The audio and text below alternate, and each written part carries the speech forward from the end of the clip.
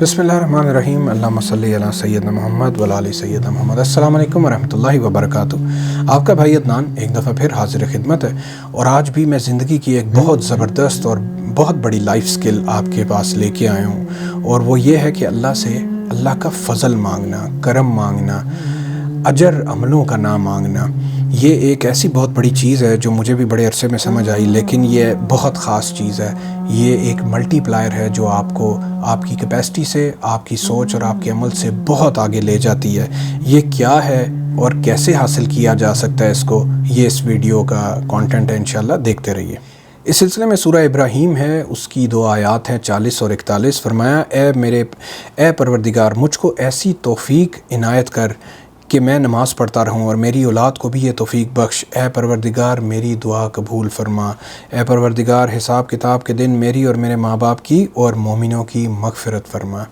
ये बेसिकली इब्राहीम ने दुआ की थी, और आप इस दुआ से ही अंडरस्टैंड करें कि वो चाह क्या रहे हैं। वो अल्लाह को कह रहे हैं, मुझे तौफीक दे दे नमाज की।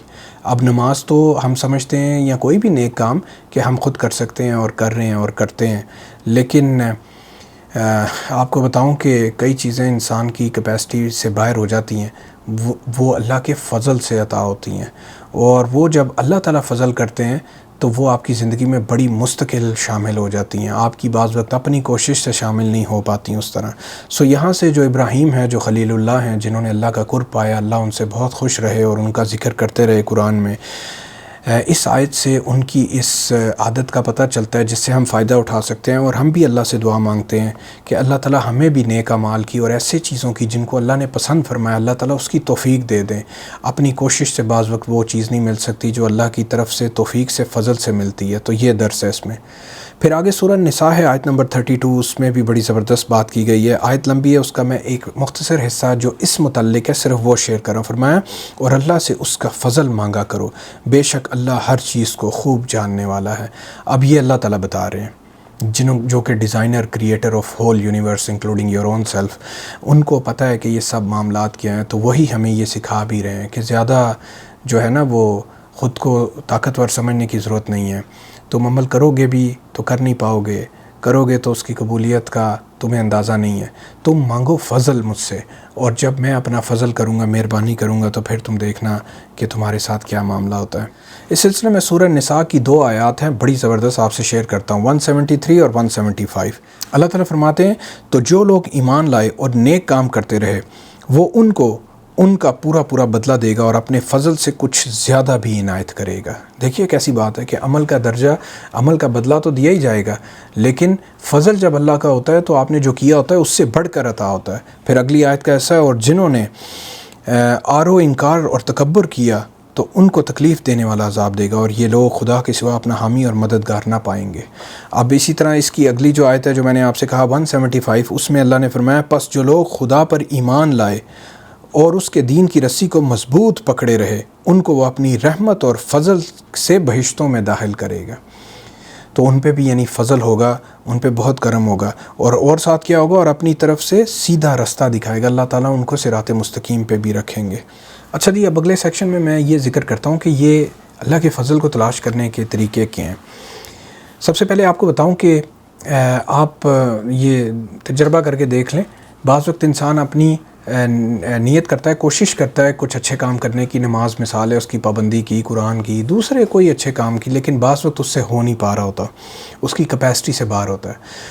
आप अगर ये करके देखें, अगर आप ये दुआ मांगें अल्लाह से कि अल्लाह जी मुझे तौफीक दे दें, मेरे पे फ़ज़ल कर दें कि मुझे ये चीज़ मिल जाए, भिखारी बनकर अगर आप पेश होते हैं, अपनी सुपरमैनी में नहीं, अपने इज्ज़ की हालत में दाखिल होते हैं अल्लाह की बारगाह में कि आप फ़ज़ल करें, मेरे पे करम करें, मुझे अताअत करें, तो उस इंसान को वो तौफीक अता होती है, उस पे फ़ज़ल होता है।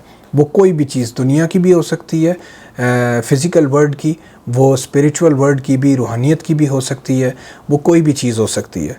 सो जो लोग इज्ज़ से अल्लाह के सामने पेश होते हैं, अपने आप को छोटा समझ के और अल्लाह को बड़ा समझ के, اور اپنی جو ہے وہ مطلب دعا کرتے ہیں اللہ سے کرم کی اور فضل کی، ایک تو ان کو یہ فضل نصیب ہوتا ہے اور توفیق ہوتی ہے۔ اچھا، اب اس کے ساتھ یہ تو باتیں سب کو پتہ ہے، امپورٹنٹ بات یہ ہے اس کے ساتھ کہ اس کے ساتھ ایک رویہ، ایک ایٹیچیوڈ رکھنا ہوتا ہے ہمیشہ عجز کا، کہ جب آپ کو پھر وہ چیز مل جاتی ہے، لیٹ سے آپ نے انجینئرنگ کرنی تھی، آپ نے میڈیکل کرنا تھا، وہ آپ کر چکے، آپ نے پی ایچ ڈی کرنی تھی، وہ کر چکے، نمازوں کی پابندی، تہجد اختیار کرنی تھی، وہ مل چکی فضل سے، بھیک مانگ کے، دعا سے۔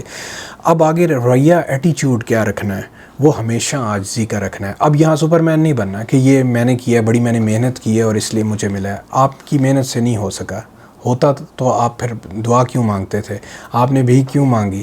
تو جب آپ کو مل گیا فضل، اور اس کے بعد پھر ہمیشہ شکر کے ایٹیچیوڈ میں رہیں، کبر کے ایٹیچیوڈ میں نہ رہیں، اگر آپ یہ چاہتے ہیں کہ یہ فضل ہوتا رہے۔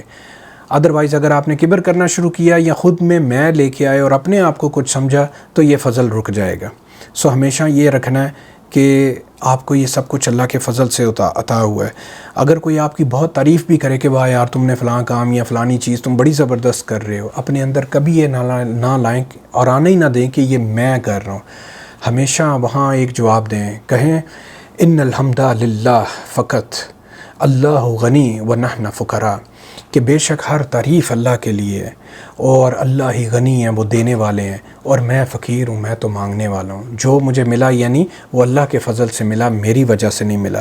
تو جس دن آپ کا یہ ایٹیچیوڈ ہو گیا اور یہ مستقل گھر کر گیا آپ کے دل میں، آپ دیکھیں گے انشاءاللہ اللہ کا فضل آپ پہ کبھی رکے گا نہیں، ہمیشہ ہوتا رہے گا، اور آپ دنیا آخرت میں کامیاب ہو جائیں گے انشاءاللہ۔ پھر اس سلسلے میں نا آپ کو تھوڑی سی ایک چیز اور بتا دوں، آپ نے شاید اپنی زندگی میں دیکھا ہو، میں نے بڑا غور کیا ہے کہ بعض وقت یہ ہوتا ہے کہ میں آپ کو مثال سے بتاتا ہوں، دو کسان ہیں، مثال ہے، اور دونوں کی زمین ساتھ ساتھ ہے، ایک جیسی زمین ہے، ایک جیسی فضا، آسمان اور موسم کا معاملہ ہے، اور دونوں ایک جیسی محنت کرتے ہیں، ایک جیسی کوشش کرتے ہیں، لیکن جب پھل نکلتا ہے، رزلٹ نکلتا ہے، فصل کسی کی زیادہ نکل آتی ہے، دوسرے کی کم نکل آتی ہے، اور کچھ کی بہت کم ہو جاتی ہے، کوئی اور انسیکٹ اٹیک یا کچھ ایسا ہو جاتا ہے۔ اب یہ سب کچھ کیا ہے اگر آپ کبھی غور کریں کہ سب کی محنت ایک جیسی، زمین آسمان سب ایک جیسا، پھر بھی فرق کیوں ہے ییلڈ میں، آؤٹ پٹ میں؟ یہ ہے وہ چیز جس کو کہا گیا اللہ کا فضل۔ ایک ہے وہ جو آپ خود اپنی بس کر رہے ہوتے ہیں اور اپنے کیے کا جو بھی رزلٹ دیکھ رہے ہوتے ہیں، ایک میں آپ جو بھی کر رہے ہیں آپ ساتھ فضل مانگ رہے ہیں، اور جس کو فضل مل رہا ہوتا ہے وہ واضح دکھ رہا ہوتا ہے۔ میں نے اپنی زندگی میں تھرو آؤٹ دیکھا، یونیورسٹی کے دوران بھی، انجینئرنگ میں بھی بہت سارے لوگ محنت کرتے رہے، سبھی پڑھتے رہے، اور سب نے اپنی اپنی جگہ محنت کی، ایک ہی یونیورسٹی تھی، ایک ہی انوائرمنٹ تھا، ایک ہی طرح کے ٹیچرز تھے، لیکن کچھ لوگ زندگی میں بہت آگے نکل گئے اس کے بعد، کچھ متوسط میں رہے اور کچھ آج بھی بہت پیچھے ہیں۔ میں ان کو مڑ کے سارے اس چیز کو ضرور دیکھتا رہا کہ یہ سب کیا ہوتا ہے، یہ کیوں ایسے ہے؟ تو مجھے یہی سمجھ آتی رہی کہ کچھ لوگوں کے ساتھ اللہ کا فضل رہا ہے اور کچھ کے ساتھ نہیں رہا۔ جن کے ساتھ نہیں رہا وہ خود کو کچھ سمجھتے رہے اور وہ کبھی فضل نہ مانگتے رہے، اور ان کی زندگیوں کے حالات بھی میں نے دیکھے۔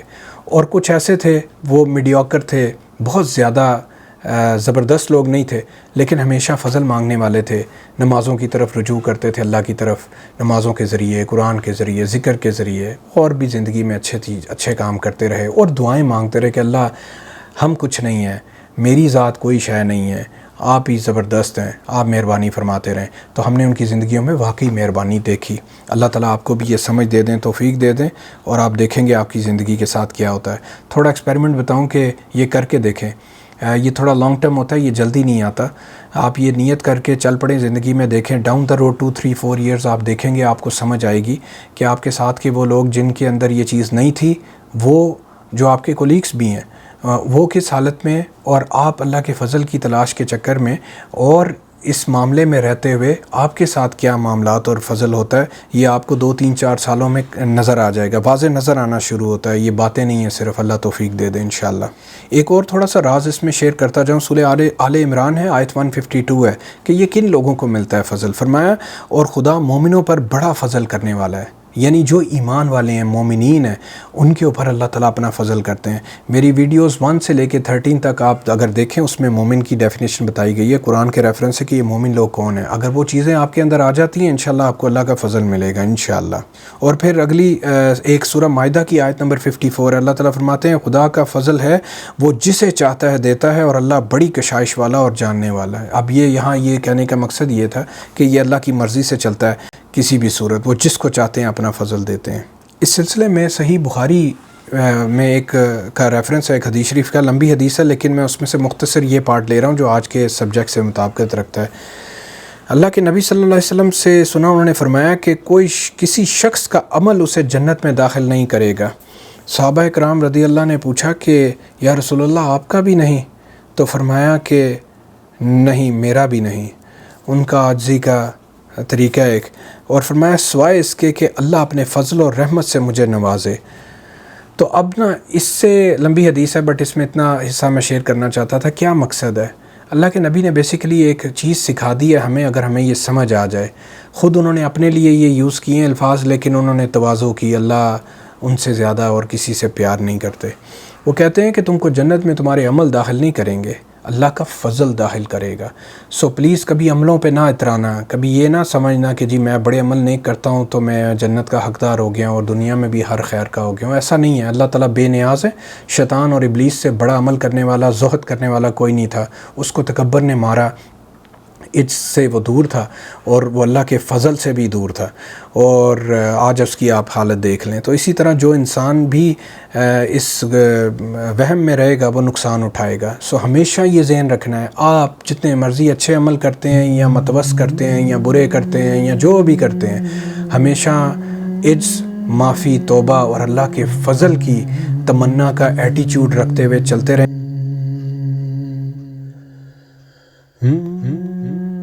گے تو دنیا میں بھی اور آخرت میں بھی خیر سے انشاءاللہ نکل جائیں گے۔ اللہ تعالیٰ توفیق دے دیں۔